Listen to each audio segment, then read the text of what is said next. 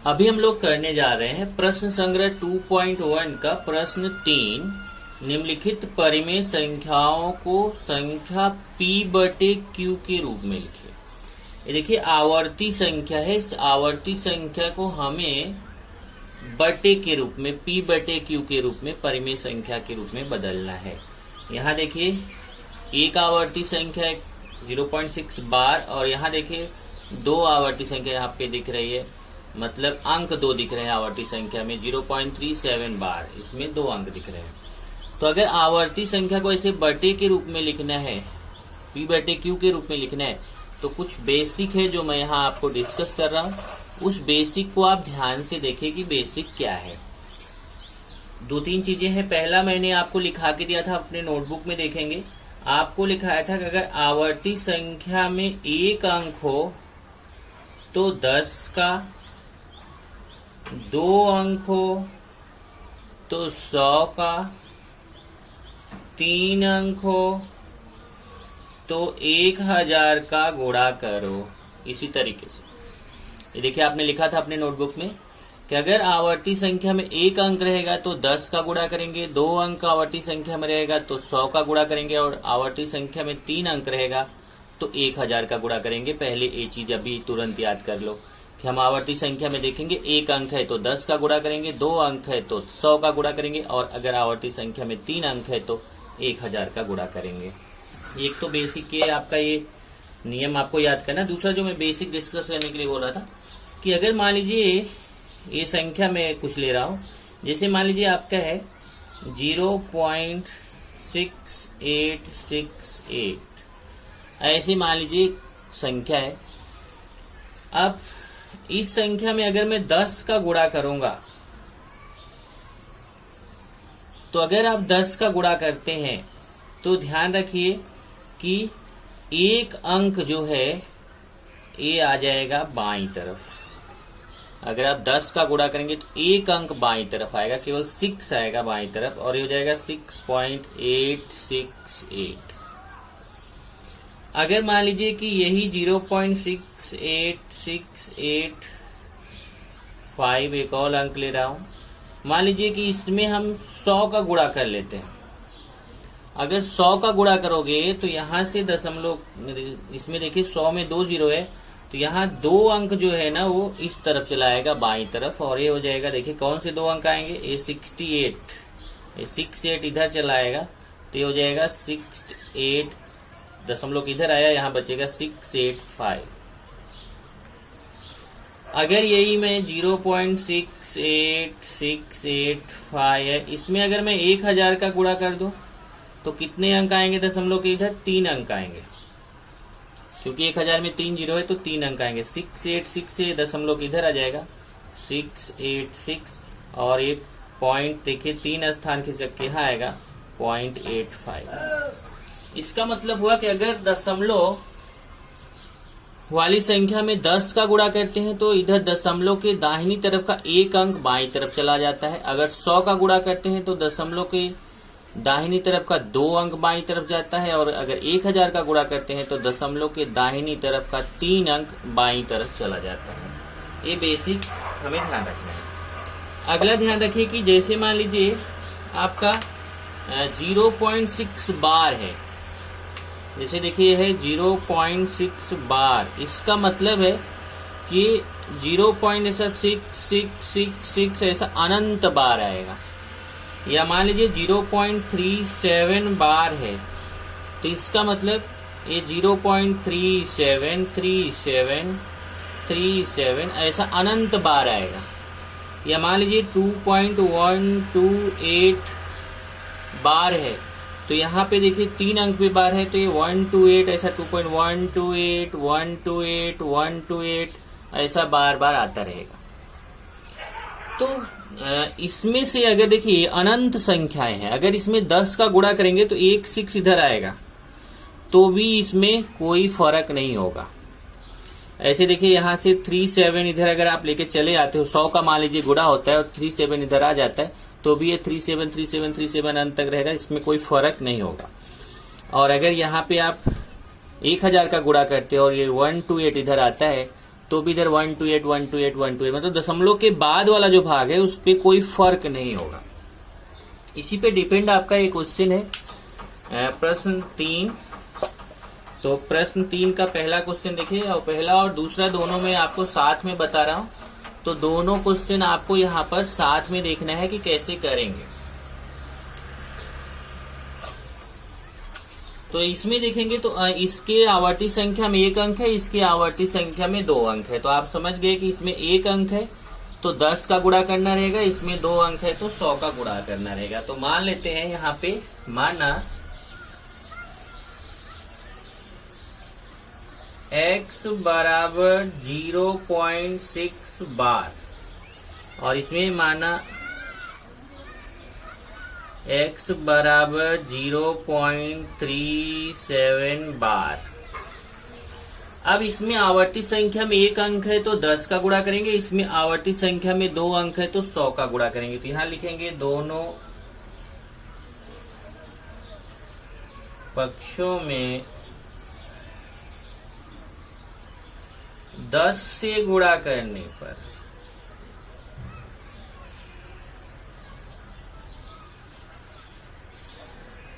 इसको ऐसे dot dot करके समीकरण 1 कर दीजिए, ऐसे चाहे लाइन कर दीजिए, और इसको यहां पे लिख दीजिए समीकरण 1।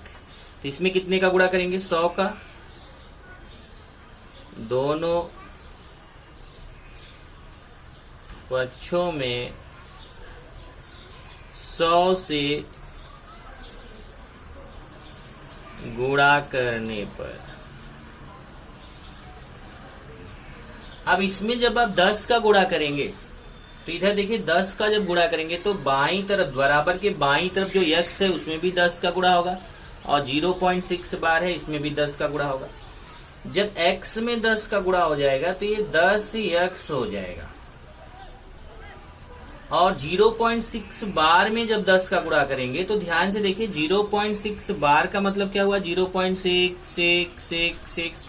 इसमें अगर हम 10 का गुणा कर देते हैं तो ये 1 6 इधर आएगा, ये 6.666 ऐसा डॉट डॉट डॉट आता ही रहेगा, केवल 1 6 इधर चलाएगा, इसका मतलब ये 6.6 बार हो जाएगा। मतलब एक जो इधर वाला 6 है वो इस तरफ चला आएगा। तो अगर समझ लीजिए इसको, यहाँ पे जब 10 का गुणा करेंगे तो यहाँ पे अनंत 6 है, 6 अनंत है, उसमें एक 6 इस तरफ चलाएगा, लेकिन उस तरफ तब भी अनंत 6 बचेंगे। ये हो गया समीकरण 2।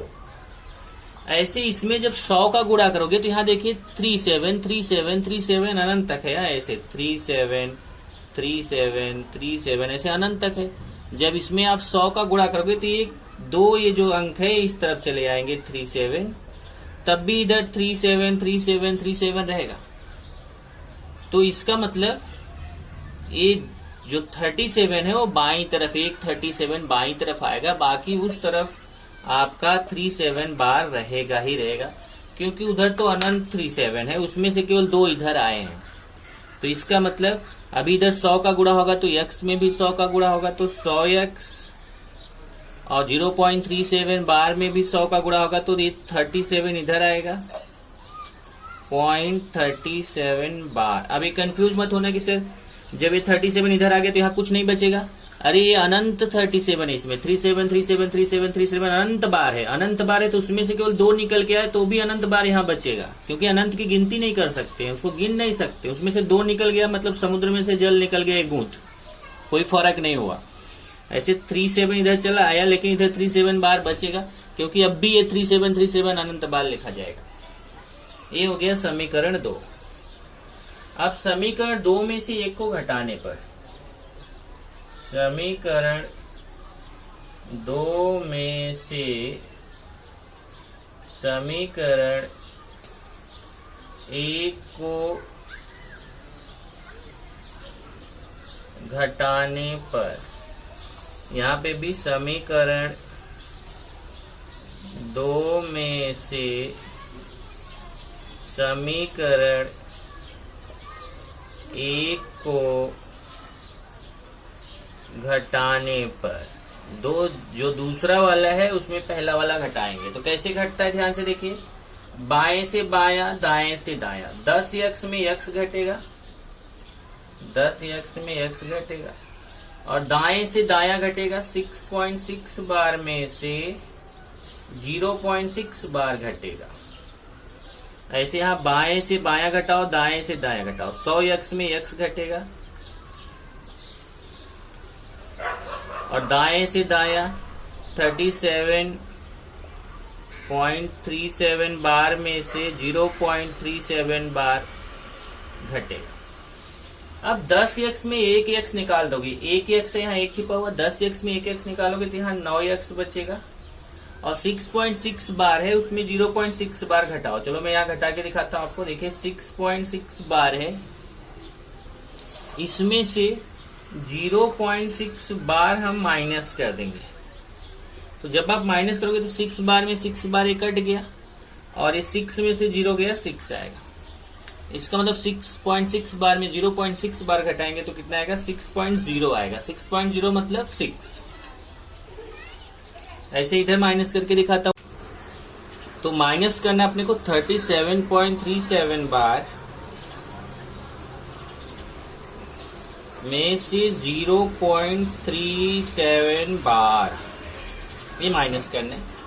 ये देखिए 37 बार कट के यहाँ 0 आ जाएगा, और 37 में 0 माइनस करेंगे तो 37, मतलब 37.37 बार में 0.37 बार माइनस करेंगे तो आएगा 37। इधर पहले घटा देते हैं। 100x में 1x निकलेगा, 100 में से 1 गया तो 99x, यहाँ आएगा 99x, और इसको घटा के यहाँ पे दिखाया कितना है? 37.0। 37.0 का मतलब 37, क्योंकि 0.0 का मतलब नहीं होता।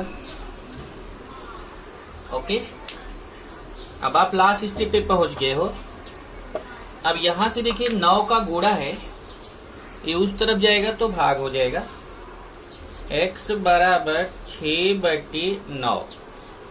यहाँ पे भी 99 का गुणा उस तरफ जाके भाग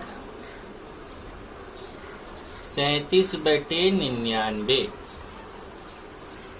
अब यहां से देखिए ये कट रहा है, 2 से कटेगा, ये 3 से कटेगा। देखिए 3 से 6 भी कटता है, 3 से 9 भी कटता है। तो जो कट रहा है उसको काट लीजिए। यहाँ पे ये 3 से काटेंगे तो 3 दूना 6, 2 आएगा, और 9 को 3 से काटेंगे तो 3 तिया 9, 3 आएगा।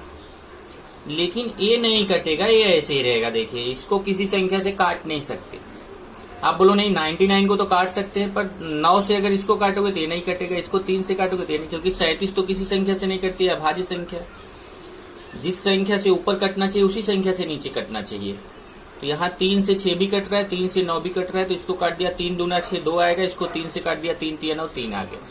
3 से ऊपर काटा, 3 से नीचे काटा। यहाँ कोई संख्या नहीं है जिससे ऊपर भी कटे नीचे भी कटे। इस तरीके से आपका उत्तर आ जाता है यहाँ पर। अब आप लिखेंगे उत्तर,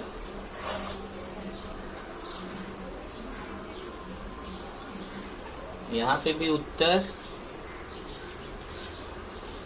में आएगा 0.6 बार। ये जो 0.6 बार का मान निकालना था, 0.6 बार बराबर 2/3। ये देखिए हमें बटे के रूप में लिखना था, इसको यहाँ बोला था ना कि P/Q के रूप में लिखिए। तो हमने देखिए यहाँ पे इसको बटे के रूप में लिख लिया।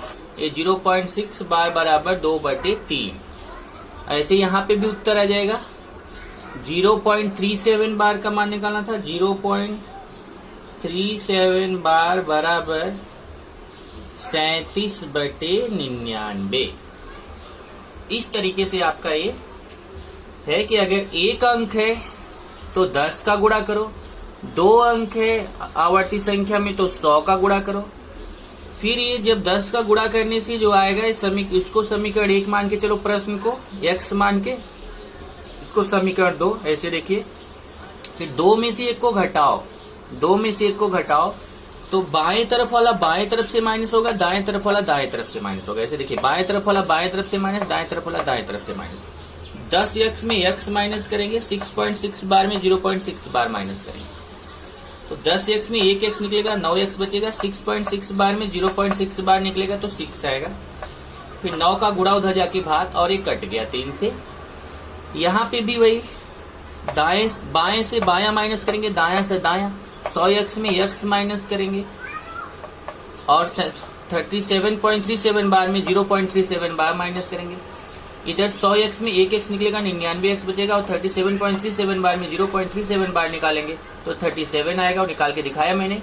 और फिर 99 का गुणा उधर जाके भाग हो जाएगा। इस तरीके से आप इसको कर सकते हैं।